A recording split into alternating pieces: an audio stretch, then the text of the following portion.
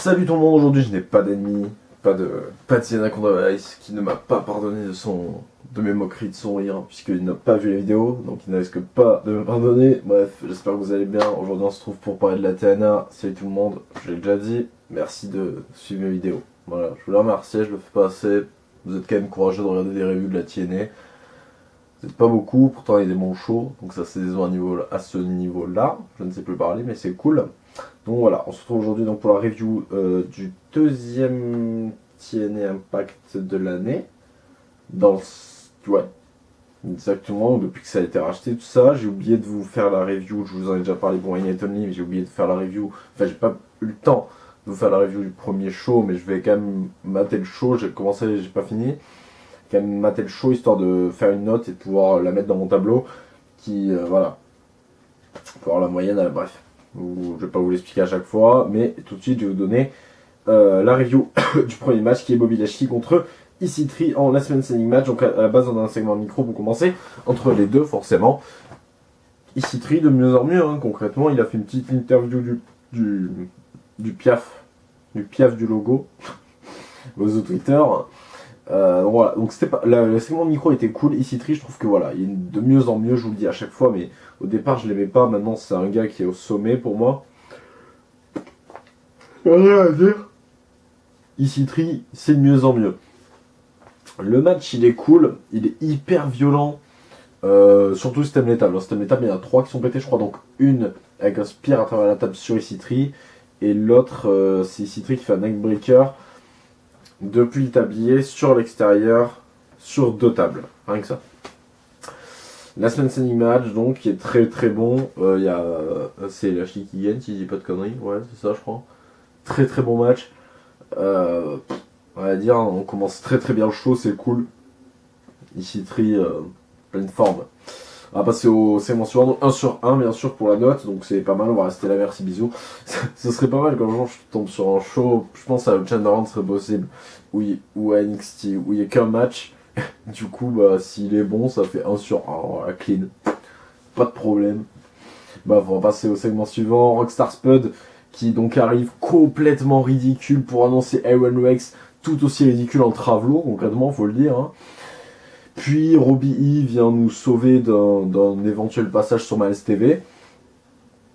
Et ensuite on a une bagarre donc entre Robbie E contre Aaron Rex et Rockstar Spud qui est tout aussi peu intéressante. Je sais pas où ils vont avec Aaron Rex. Robbie c'est un mec qui progresse de plus en plus. J'étais un peu déçu parce que dans ce show ça n'a rien à voir, mais dans ce show on n'a pas vu la division, la X division, donc pas de DJZ, j'étais un peu déçu à ce niveau là, mais voilà, c'est après c'est bien dans le sens que je vous explique à chaque fois qu'il y a la WWE et qu'on trouve heureusement pas à la TNA, c'est que voilà, les mecs, DJZ il est pas là chaque semaine, tranquille, le champion est préservé, comme ça il a le temps de faire des bons matchs, etc. Honnêtement, hein, là, quand vous regardez la TNA, qui est là chaque semaine? Peut-être les gros, Lashley, EC3, les Hardy Boys, voilà, puis quelques-uns, puis ouais, Rosemary, ok. Bah d'ailleurs, on va tout de suite y passer, pas du tout, mais plus ou moins quand même, puisque donc là, le point n'est bien sûr pas mis, 1 sur 2. DK contre DDC, donc, alors quand je vois DDC, la seule chose que je me dis, c'est putain, Bobby Roode revient à la TNA et fait les Beer Money, s'il te plaît, les Beer Money, pardon, parce que là, c'est ridicule en fait. Enfin, c'est pas ridicule, mais c'est beaucoup moins bien. Je trouvais le segment ennuyant, vide. Le truc c'était interminable. Donc on a d'abord eu les segments vidéo backstage, en fait promo, qui étaient interminables. Puis après on a le match qui est interminable et quand ça se finit, tu fais quoi, c'est tout. Donc au final, il y a rien de bon en fait. Donc je suis assez déçu à ce niveau-là. Je sais même pas si je vous ai dit que c'était. Oui. Si, je vous ai dit que c'était DK contre DDC. Donc voilà, c'est un peu. Ouais, c'est un peu nul quoi, hein, faut le dire, on dit les choses comme elles sont, hein, on est franc, on les cache, comme le cash par exemple, et comme le miracle, putain, ça me fait mal de l'appeler comme ça, Mike Bennett accompagné de Maria, toujours, ils sont cul, bref, Maria, donc Mike Bennett contre Braxton Sutter, mon fervent ami Jobber qui gagne, enfin ce miracle, par un petit paquet nul, c'était pas bon, c'était vraiment très moyen quoi, En allant super kick de Mike Bennett qui était cool. Voilà, ça résume bien le match, je pense. La fin, elle est nulle sur un petit paquet, honnêtement, déçu. Hein. Concrètement, les deux, je les aime pas. Bennett, pour moi, il monte pas dans mon estime. Hein. Concrètement, je l'ai jamais aimé. Depuis qu'il est à la ROH de Japan, je l'aimais déjà pas. Alors voilà. Encore pire. Enfin, encore pire. Toujours pareil, quoi. Donc voilà, le point n'est pas accordé bien sûr, 1 sur 4, ça va vite, on débite et on continue à mettre le point cette fois, pardon. Rosemary contre Jade, enfin c'est pas un match, c'est une rivalité qui se crée donc avec Rosemary qui nous fait un segment micro, Jade qui intervient en segment micro et donc ça nous laisse avec un début de rivalité, donc ça se bat après bien sûr. Alors qu'est-ce que j'en pense de la rivalité concrètement qui dote, le retour de Brooke est annoncé, merci putain Brooke elle me manque mon dieu, le retour de Brooke donc on l'attend, en attendant faut bien mettre quelqu'un de challengeuse, forcément fallait bien mettre quelqu'un championne, ils ont mis donc Rosemary championne et Jade challengeuse, moi ça me va concrètement, la Nyako qui vient affronter la meuf bizarre, concrètement c'est cool, j'espère que Jade va peut-être aider et amener à faire progresser la championne concrètement, parce que Rosemary honnêtement je trouve aucun talent, donc ça serait cool qu'elle la fasse progresser, qu'elle lui apprenne de nouveaux trucs et qu'on ait des bons matchs pour la division féminine. Après à la TNA on a toujours la solution de mettre une stipulation qui peut sauver la qualité d'un match et ça c'est cool. Le point est donc... Désolé tout le monde, ma batterie m'a trahi, j'étais en train de vous dire que le point était accordé et qu'on est donc à 2 sur 5. On va passer tout de suite du coup au main event, les Hardy Boys, donc enfin les Hardy Boys, Broken Matt et Brother Nero contre Wolf, donc Eddie Edwards et putain le trou qu'il y a eu, j'imagine même pas la tête que je faisais quoi, Eddie Edwards et Davey Richards. Ou l'inverse, Eddie Richards et Davey Edwards, comme vous voulez. C'était un très très bon match, ça a du mal à démarrer, franchement, j'y reviendrai après. La fin c'est un peu dommage, ça aurait pu être beaucoup mieux.